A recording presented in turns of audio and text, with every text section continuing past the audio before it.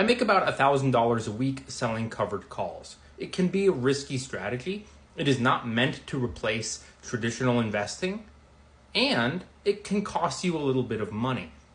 But what are covered calls?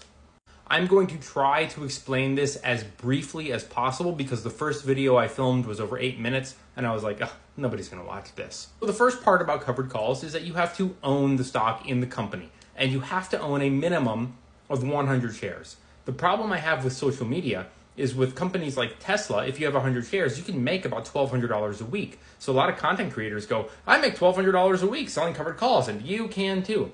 But most people can't because you would need $30,000 in a highly volatile stock like Tesla that, number one, people can't afford, and number two, they might not want to risk that much money.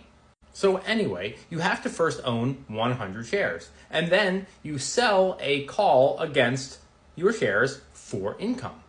Think of covered calls like an arrangement or a deal between two people. So you have 100 shares in a company at, say, $30 a share, and someone comes to you and says, hey, I'll give you $50 if you hold those shares for me.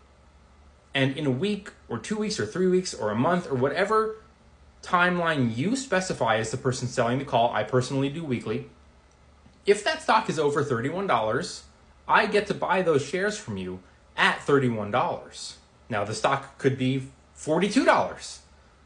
Sucks for you, man. Now you get to keep the premium, the $50. You get to keep the $100 in profit because you bought it at 30 and you're agreeing to sell it at 31, but your upside is capped because the stock could be much higher now. That's the deal you made. That's the arrangement. Flip side would be that you buy it at 30, you make this agreement with the other person saying, hey, at 31 you can have the shares, and it stays at, $30.80, and it never goes above 31 and doesn't close above 31 on expiration day. So the process here is that you buy 100 shares and then you sell one covered call. It's covered because you own the stock. And then you immediately sell a call with a strike price. And the strike price can be whatever you want it to be. Now, because I'm doing this for income, the closer to the price where I purchased it, the higher the premium. You could also say, for example, I bought it at 30. I really don't want to lose these shares. I'll sell it with a strike price of $36. But the further out you go, the smaller the premiums get. But it's less risky because it's less likely that in a week it's going to go from 30 to 36, which means you get to pocket that small premium and you most likely get to keep your shares. The downside is you could be wrong and it could skyrocket and you'd lose the shares and you'd only make a little bit on the premium, but you'd make a lot on the sale of the stock because you bought it at 30 and you sold it with a strike price of, say, 36. So you're going to make $600, but if it's $40, you miss out on that extra $4 of profit. But we're getting off track here. Remember, we bought it at 30. We sold a covered call with a strike price of 31. So if the stock is $31 or above, my shares are gone. They're assigned, but I get to keep the premium. No matter what the price per share, I'm obligated to sell them at 31. That's the deal we made. However, if the stock closes on Friday or the date of expiration that you picked, and it closes under 31, so $30.99 or anywhere below, you still get to keep the premium and you get to keep your shares. Now, the risk involved here is that maybe the stock tumbles.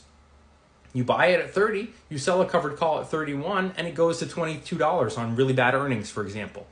Now you're in real big trouble because you've got a really big loss in a company and the premiums are going to be really low because remember, you bought it at 30 and let's say it's 22 now, you're selling a premium at $31 strike price. That's way far away from where it currently is at $22 a share.